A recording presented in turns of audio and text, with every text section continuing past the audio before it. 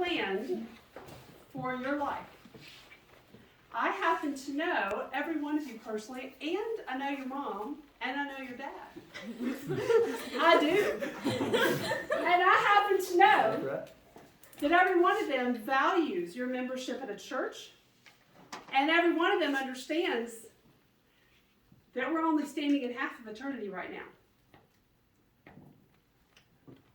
Have you wondered how much God has planned for you on this side of eternity?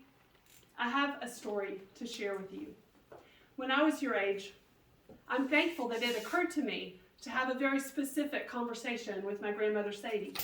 I knew that she was getting older, and who knows, as my dad just shared, who knows how much longer she's going to live. I said, Sadie, tell me some stories. She got to talking about how it was in World War II. When my mom was a newborn baby, she moved in with her mother while she sent her husband and her brother to war. She shared about the day that she heard a knock on the door.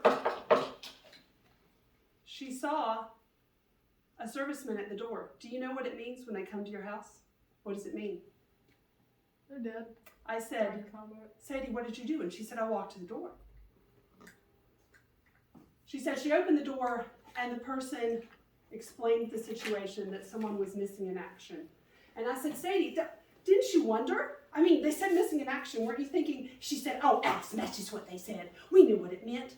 My brother Rex, he was a pilot. He was flying over the Mediterranean.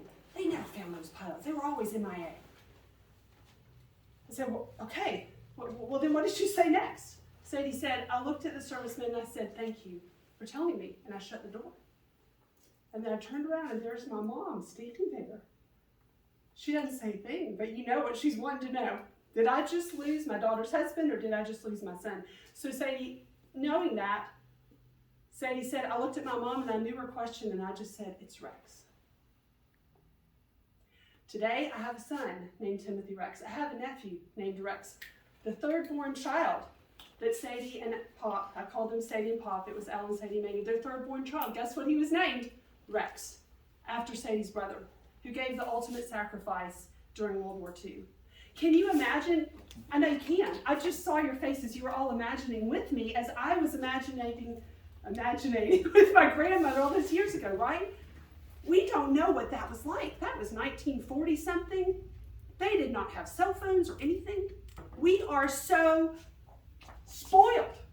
I hear women complain today. I complain too. I have a washer, I have a dryer, I have electricity, I have a smartphone that has more power than the computers that President Ronald Reagan used. And it's in my pocket. So my challenge for you today is to remember that on this side of eternity, you're going to have trials. I don't know if any of us will have a trial as big as what my grandmother had, to take her little toddler down the street to live with her mom while she wondered whether she was going to lose her husband or her brother. But she said, Alison, we had to fight against Hitler. Hitler was so bad. We all knew we had to fight against him. Well, today, maybe we can't agree on who the bad guy is, but can we agree there's evil in the world? Yeah? Do you think it's likely or unlikely that God is going to use your public speaking skills for good purposes on this side of eternity? Likely. So be ready. Life keeps throwing you surprises. I don't know what your surprises will be, but I know that my dad and I have been completely honored to be part of equipping you guys for whatever it is that the good Lord calls you to do on this side of eternity. I don't know what that is yet, and you're figuring it out. Enjoy figuring it out.